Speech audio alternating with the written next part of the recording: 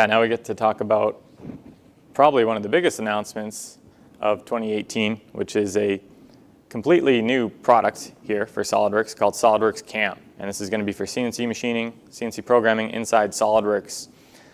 It's powered by CamWorks technology, and we've been a reseller of CamWorks for many years, so you'll be getting a lot of the benefits of that CNC programming software.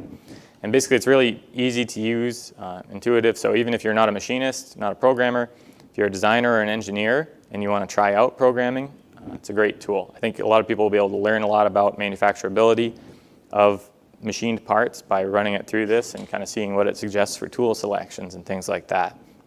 So there's two levels of the software, SOLIDWORKS CAM Standard and SOLIDWORKS CAM Professional, and that's what we're going to talk about next year. But the big news is that SOLIDWORKS CAM Standard is included in every license of SOLIDWORKS on active subscription. So essentially all of you, once you upgrade to SOLIDWORKS 2018, will soon have access to a CNC programming solution inside SOLIDWORKS. And basically what you're getting with that is 2.5-axis milling, which is by far the most common milling method on milling machines for your prismatic parts, like you see on the screen there. And the CamWorks technology, like automatic feature recognition, that makes programming these things a lot easier. And we'll talk about some of the other benefits as we jump into software here. So I just want to give a quick preview of this. So I've got that same assembly open inside SOLIDWORKS, and I'll just open up one of these back plates here, and I have SOLIDWORKS CAM loaded up on the screen. So basically it's an add-in you'll enable, and you'll get 3 additional tabs on your feature tree and an additional tab on your CommandManager. And basically the way you can work through this is just either left to right through the CommandManager or top down through the tree. So it's set up very similar to your traditional SOLIDWORKS workflow. So to set up a part to machine, you'll come up here to Define Machine. This is where you would set your machine specifications, build it in here. Under the tool crib is where you can set your tooling library, so the tools that you want to be using to program this. There's a big tool library built into the software. Okay. Once those things are set up, that's like a one-time setup. Once that's set up, you can set and define the stock, which is your area of starting material. So you can see you can add extra material here off to the side if you want to. You can use other configurations to represent the stock as well. And then basically you're at a crossroads where in other CAM programming software you would need to probably select faces and edges and pockets and things like that to start the programming process. But the automatic feature recognition is a button you can click up here, extract machinable features, that'll kind of break down the part and recognize holes and pockets and slots and bosses for you, so you don't need to manually go through and do those picks and clicks. So we're going to see SOLIDWORKS CAM actually come up and break down and recognize all these different shapes right here that it pulled off the SOLIDWORKS model. And that works not just for native SOLIDWORKS geometry, but also imported files as well. So now we have our shapes basically that we want to machine defined, but we haven't chosen the tools and all that work that we want to go in. And that's when we start to talk about knowledge-based machining, which is SOLIDWORKS CAM has this database built into it of basically intelligence, when to use certain tool selections and different options. So if I just come up here and click Generate Operation Plan, that's going to look back to that database and look at the size of those pockets and the size of the holes and associate some proper tools. So all I need to do now, as you see, I'm just working my way left to right through this CommandManager, is generate tool path, and I'll have the actual machine cutting tool motion programmed on the part here. This is all functionality in the CAM standard version that's included in subscription. So you can see the toolpath there, but it makes a lot more sense visually if we go ahead and simulate it. Then you can actually see the cutter motion, simulating what this material removal is going to look like. And this is again where I think it's going to be really useful, even just as a tool, to picture and visualize what the machinist is going to have to do to make your part. Once we complete a simulation, we can do a comparison to show if there's still area of material we need to remove, would be indicated by blue, or if there was any collision, there would be red there. But we do have real-time collision detection too to prevent that from happening. So even though a lot of this is automated, you don't have to rely on that automation if you don't want to. I can just double-click on any of these operations, and I'll be greeted with the ability to override the tool selections, override the feed rates. And really what I wanted to show here is just how nicely all these images update. When you're wondering what a setting does, if you just click on it, it's going to show you exactly what that parameter is. There's help files and tutorials built in as well that really guide you through that, but it's basically really simple to adjust these parameters just by clicking through and seeing the update of what that's doing. So also, once you have this program completed, it lives on the SOLIDWORKS part file. There's no external files anywhere to manage.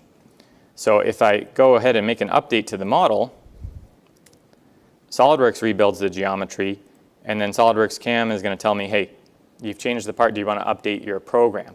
I'll just click OK, and it will reassociate everything to this updated version of the model, keeping my same strategies and everything assigned, but updating for the new change in geometry. So you should never have to reprogram anything again for a model change. So you can see here now, this new geometry adapted. Okay. To actually get this made now, we need to post-process, which is exporting out the code generated from SOLIDWORKS CAM to G-code, or the machine code that you're expecting. So you can see here when we start post-processing, it's going to stream out that code that machines are expecting to pull in. Now, how do you get that post-processor? Essentially, this is something important to talk about. The post-processor in CAM is a translator that's going to pull in this toolpath motion and export it out to your machine's language, right? There's all slight variations in the type of G-code that a machine's expecting. So you just point in the setup to the post-processor, but where do you get that post-processor, right? It's dependent on your equipment. So there's a number of post-processors built into the software, quite a good number there. There's something called the Universal Post Generator, which is a tool that allows you to modify the post-processor yourself. So if you want to make changes and tweak it, you'll have that ability. It's a free tool that you'll be able to download. But the thing I really want to emphasize is our Hawk Ridge Systems library of post-processors. So again, because we've been working with CamWorks for many years, we've had a post-processor development team, and they've been able to switch over to developing these SOLIDWORKS CAM post-processors. So we actually have live on our website right now a place where you can download post-processors for your equipment. And we're going to continue to develop these post-processors, post them up here. They're free for download. If you do want customization, if you have specific requirements or you just like the code to look a certain way, then we also have the team that can write those post-processors as a service. Okay. So that's getting everything translated into your machine's language. There's additional stuff you get even in SOLIDWORKS CAM Standard. You get what's called tolerance-based machining. So as you're seeing, there's going to be a lot of tie-ins with this 3D PMI we keep talking about. Probably not a lot of people are going to use it today, but going forward, we're going to see more and more of this as it's time savings, right?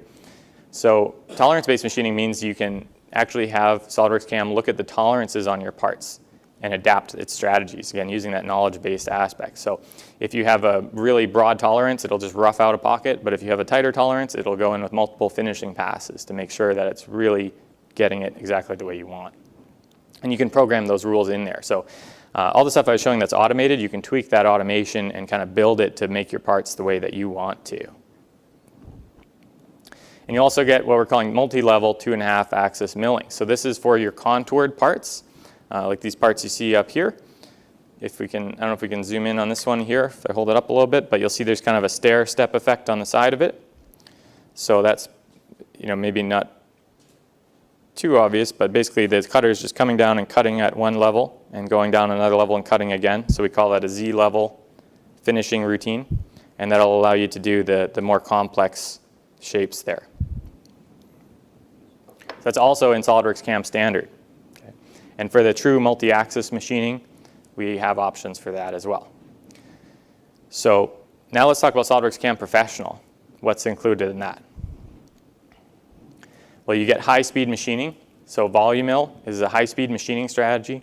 You'll see it produces kind of funky-looking toolpath up there because the computer's calculating ideal ways to prolong tool life and cut the part faster. You get assembly support. So what I was showing previously was on a single part. Assembly is going to allow us to have our fixtures in there. Turning, so programming for CNC lathe, and 4 and 5 axis indexing. So let's just take a look at what these are. Okay. So I have an assembly up here. Multiple parts with my vices and fixtures. I have the VoluMill toolpath on there, which we'll see is going to cut more effectively. And the biggest thing here is when I simulate, I can simulate around these fixtures. So I can ensure that, okay, yeah, I have the part programmed and I know when it's actually in the machine on those vices, it's going to work correctly the way that I want. Looking at turning, works exactly the way I showed you that 2.5 axis part. We can still run feature recognition and it'll recognize the shape of your cylindrical parts and set them up for turning on a lathe. Okay, we can even simulate the turning, and we can do cool things, even like simulate threading operations there. Okay, finally, we'll look at the 4 and 5 axis indexing. This is for a 4 or 5 axis mill, the more advanced equipment. You can see I have multiple parts located around one central axis. And this is the type of machine motion where we're milling one part and then we're going to index and rotate and mill another part. Okay. If you require the simultaneous 4 and 5 axis, then that's the solution we have through CamWorks. So again, CAM Professional is adding VoluMill, high-speed machining, assembly support, turning for CNC lathes, and 4 and 5 axis indexing all in one package. And CAM Standard, that milling we were looking at earlier, includes all that other functionality we saw from the live demo with subscription. So to put this in a list format, we have a matrix like this on our website as well. You can kind of see the breakdown there. We get full power 2.5 axis mill in CAM Standard with feature recognition and tolerance-based machining. CAM Professional adds, again, VoluMill indexing, assemblies, and turning. And CamWorks is there for our high-end solution. If you need true multi-axis, you need things like mill turn machines, fancy equipment. Okay. So the other thing is, how can you get started with this? How can you learn how to use this tool? So there's a number of built-in tutorials. If you load up the add-in for SOLIDWORKS CAM, go through your help menus, you'll have a big library of built-in tutorials there. Okay, that'll help you through that process. Or we have many training options here at Hawk Ridge Systems. So again, we've been training CamWorks for a while, and we've been working on a SOLIDWORKS CAM on-demand course. It's going to be on our website very shortly for a Getting Started series for SOLIDWORKS CAM. As a reminder, our training options, we have on-demand courses, which are self-paced videos that you can work through online. And we also have online and in-person classes, which are live instructor-led classes, either online through a go-to training or in person at one of our classroom locations. So those are the training options that we have available there.